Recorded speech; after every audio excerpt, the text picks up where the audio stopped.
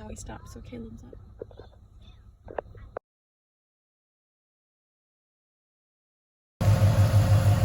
What is going on, everybody?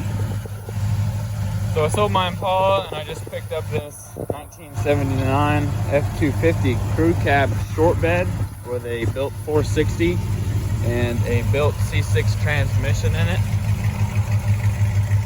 We drove up here to Alabama to get it, and 6 in the morning we were about to leave the hotel room and we're going to make the journey home. Once we get home, we'll go through a little more in-depth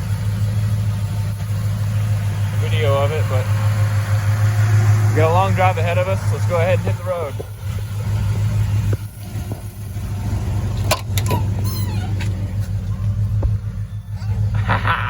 You excited, bud? You are? Awesome. Let's hit the road.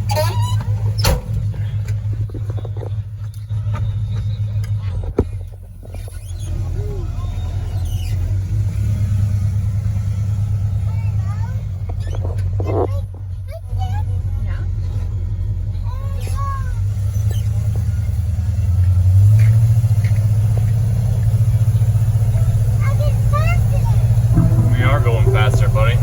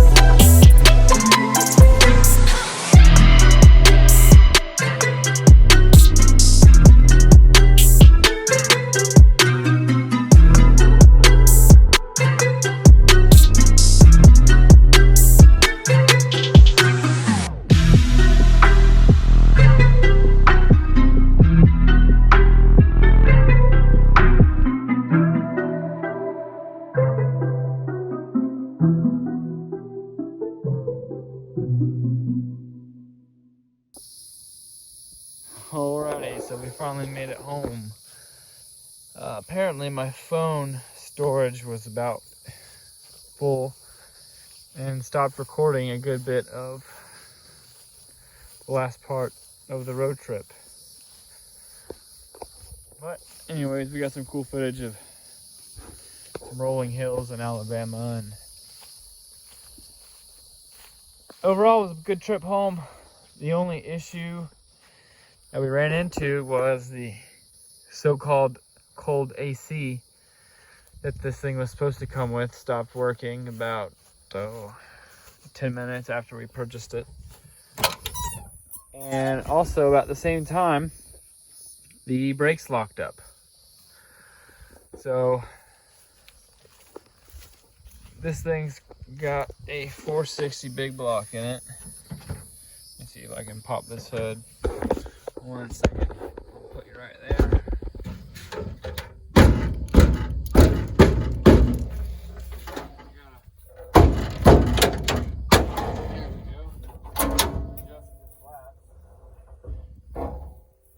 But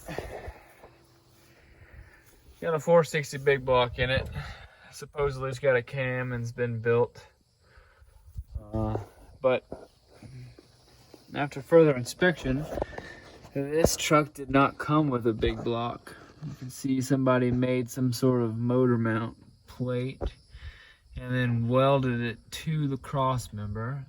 So because they did that, they had to get a different booster.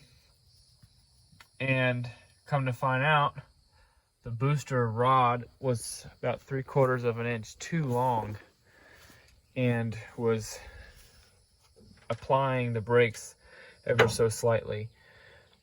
So when you started driving with the vacuum advance, it acted like you were pushing the brakes down and locked the brakes up. So I ended up pulling the vacuum hose off and then just drove home the 400 miles or so with manual brakes. Wasn't ideal, but we made it work.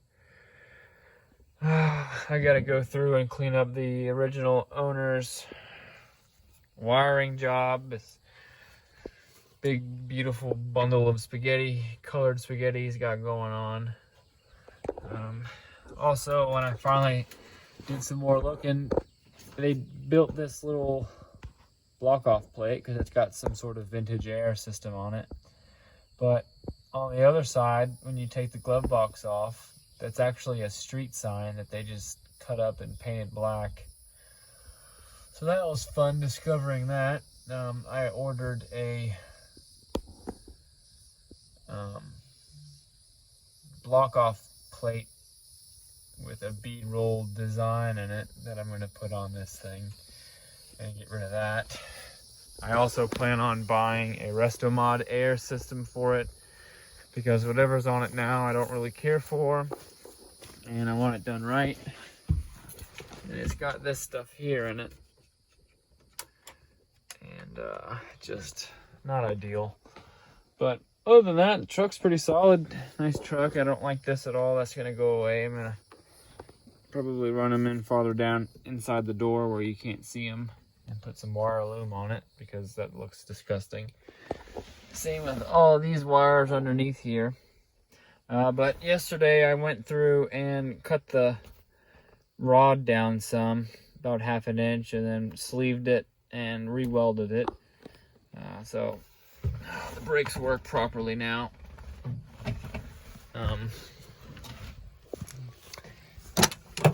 Got painted back in the 90s and reupholstered in the 90s. It's missing the dome light and some other stuff. Got a little bit of junk going on there, and on the driver's side.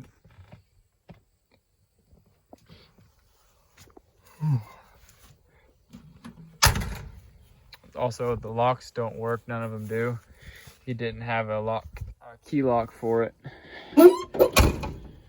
But another thing I found that really disappointed me was the guy said it had a GM 14 bolt underneath it because I guess they blew out the rear end and he had a 14 bolt laying around, so they put the 14 bolt in it, which doesn't bother me. But what did bother me was the fact that he didn't tell me that they grafted another frame to this one. It's not the best welds. You know, I'm by no means a welder, but I know some of these aren't too good. Some of them look fine, and others are like where they blew through and they just left it like that right there. That really bothers me. You know, it's plated on the top. You know, it's structurally sound. It just looks like garbage. And it sucks that he didn't tell me. You know, and